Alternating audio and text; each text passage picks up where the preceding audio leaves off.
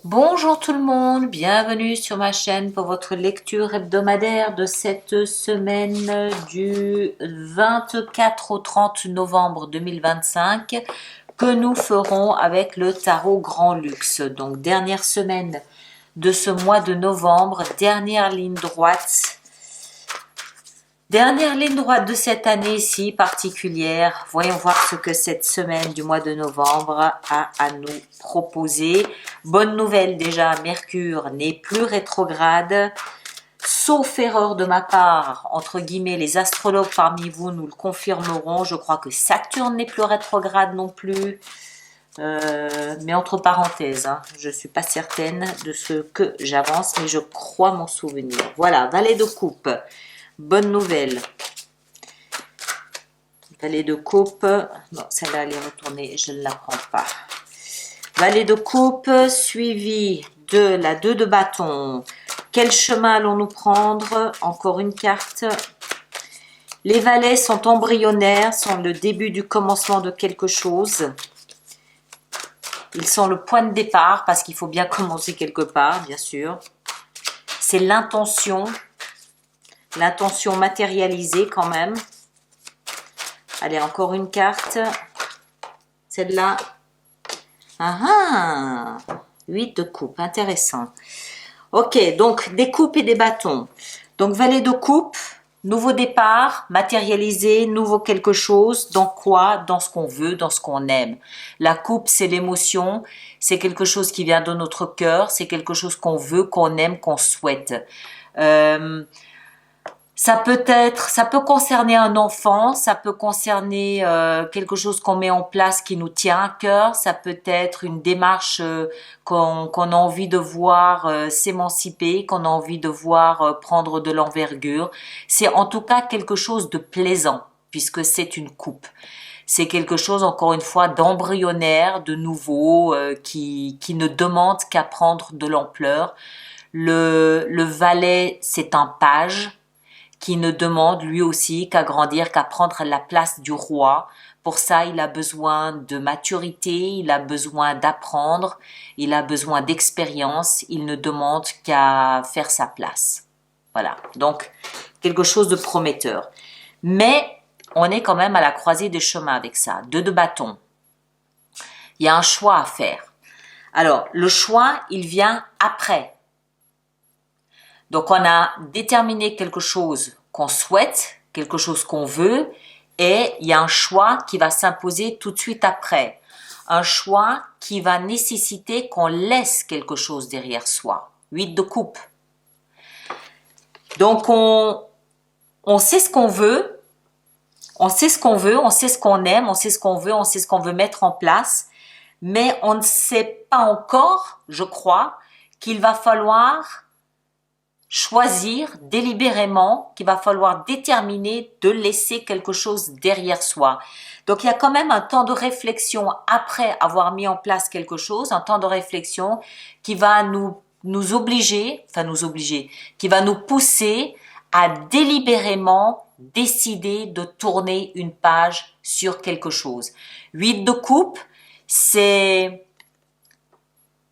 on laisse 8, on laisse quelque chose derrière soi qui a été nourrissant à un moment donné pour aller vers la 9e coupe, le Graal, le désir, le vœu, la satisfaction.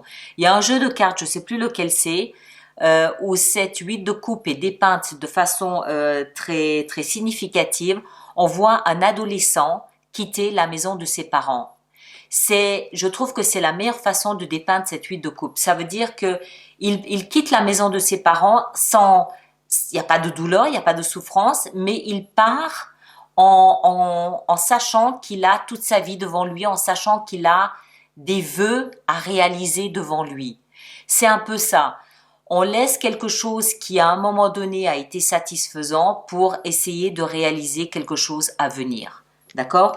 Donc, tout part de quelque chose qu'on souhaite, qui nous amène à choisir, en toute conscience, choisir, il faut qu'on choisisse, et laisser quelque chose derrière soi pour pouvoir donner toute sa chance à ce qu'on veut, à ce qu'on désire.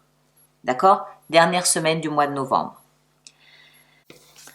On va essayer d'aller un petit peu plus loin avec ce jeu ici qui est le Spellcasters Tarot, si je le prononce correctement. Alors, voyons voir. 3 petites cartes pour cette dernière semaine du mois de novembre. 3 petites cartes. Alors, le valet, on a la 2 de denier. 2 de bâton, on a l'as de coupe. Et 8 de coupe, 4 de denier. Ouais. Alors, ce nouveau départ qu'on souhaite mettre en place, on a quand même un petit peu... Alors, je ne veux pas dire qu'on a hésité, mais on a quand même pesé le pour et le contre. On s'est quand même interrogé. Est-ce que c'est quelque chose que je veux vraiment? Dans quelle mesure? Dans quelle proportion? Est-ce que c'est réalisable? Peut-être financièrement, matériellement?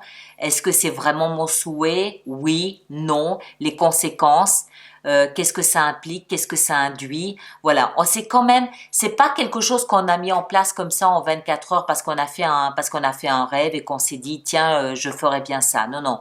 C'est quand même quelque chose pour lequel on s'est interrogé, on a pesé le pour, le contre, on a étudié un petit peu les conséquences. La croisée des chemins devant laquelle on se trouve, elle est là, clairement, parce que on comprend bien qu'en fait, tout n'est pas décidé d'entrée de jeu. Il y a quand même des conséquences qui découlent de ce nouveau départ. Il y a des conséquences, forcément. Et ces conséquences font que, je ne veux pas dire qu'on hésite, mais on veut avancer en étant certain de ce qu'on fait. Et qu'est-ce qui va décider de ce pas en avant qu'on franchit ou pas? L'as de coupe. C'est-à-dire, est-ce que on le veut vraiment, ce nouveau départ? Oui ou non? C'est vraiment être à l'écoute de notre cœur qui va déterminer si oui ou non on franchit ce pas ou non. Alors, ça peut être, pardon, ça peut être n'importe quoi. Ça peut toucher n'importe quel domaine. Il peut aussi s'agir d'un enfant. Ça peut être quelque chose en rapport avec un enfant.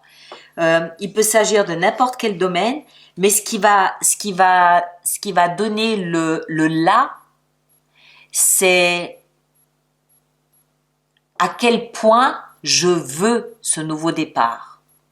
Ça va être l'écho du cœur, tout simplement l'écho du cœur, avec l'as de coupe.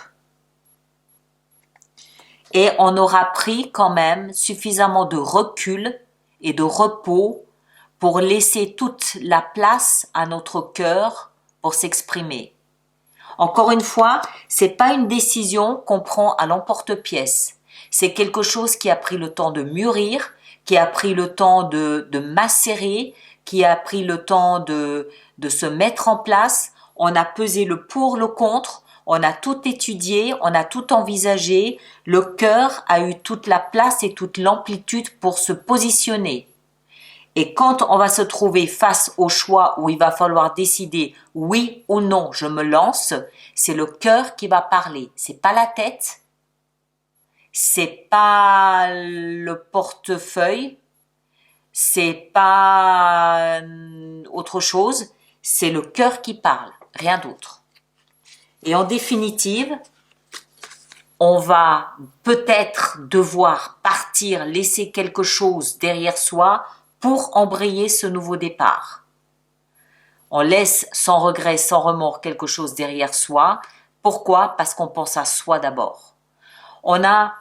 C'est un peu comme si on devait laisser une vie derrière soi. Enfin, je dis une vie. Certains vont mal l'interpréter. C'est comme si on devait laisser quelque chose pour entamer quelque chose d'autre. Et c'est ce passage qui nécessite autant de réflexion. On va quand même aussi encore en rajouter une ici. 6 de coupe.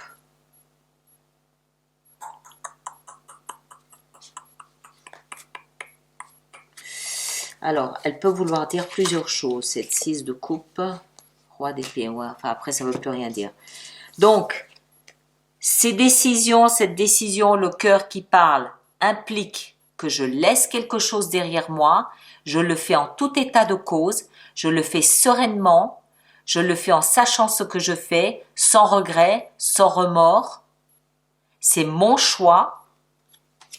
Je le fais en pensant à moi. D'abord, égoïstement, oui, c'est pas un défaut.